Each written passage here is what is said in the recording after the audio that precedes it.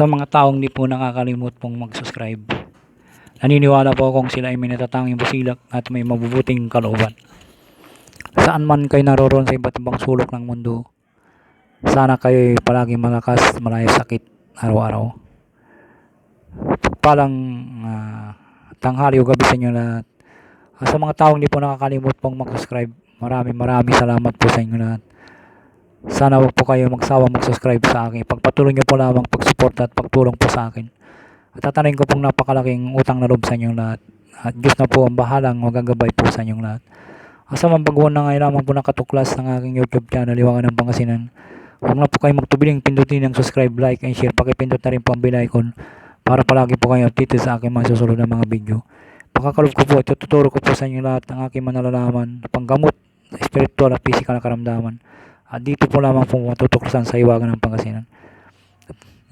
At pakatandaan po lamang, pakaingatan po lamang, gamitin po lamang sa kabutihan, huwag sa kasamaan.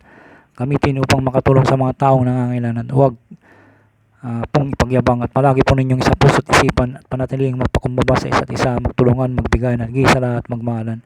Huwag pong makalimot pong tumulong sa mga taong hingga po sa hirap ng buhay. Ito'y napakalaking kayamanan sa langit sa pagtulong sa kapwa at hindi matusumbasan sino man. Kaya ang Diyos na pambalang masusukli sa lahat po ninyo mga ginagawang mga kabutihan. Pakakalob sa inyo ang siksik dikdik at ang po na pagmamahal ng ating Diyos na makapangyarihan sa lahat. Shout out po sa inyo lahat.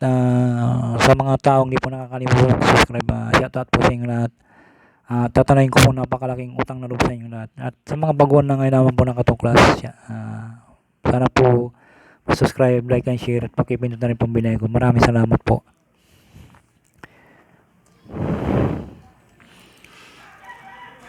Ang ipapakalob ko po sa inyo ay yung sana po wag nyo pong gamitin sa kasamaan po ito. Nakakalawas maging sa kulungan ng hindi namamalayan, nakakawala sa pagkakagapos po. Ito po ay magagamit po sa kung halimbawa po ay sa kulungan, sa pagkagapos po. Basta gamitin po nyo lamang sa kabutihan po. Ang gamitin sa kasawan. Nakakalabas maging sa kulungan ng hindi namamalayan, nakakawala sa paggapos, at sumasama sa usok ng sigarilyo. Kung iyong ibig, kapangyarihan din sa kabal, sa alak, ibulong sa halip na sa tubig lamang upang higit na mabisa, dasalin at ibulong ang salita ng 3 beses sa alak na nasa baso. Pagkatapos morasyonan ang alak, hipan ito ng pakrus ng 3 beses bago inumin. Gamit din ito upang hindi na dikitan ng masamang espiritu ang nakakaalam nito ay sa labanan ay pang-awat sa nag-aaway din po ito. Kaya napakabisa po ito. Marami pong pagkuhan po itong orasyon po ito. Kapangyarihan po.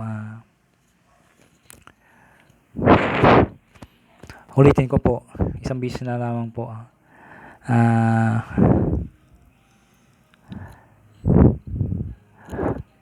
Nakakalabas maging sa kulungan ng hindi namamalayan, nakakawala sa paggapos, at sumasama sa usok ng sigarilyo.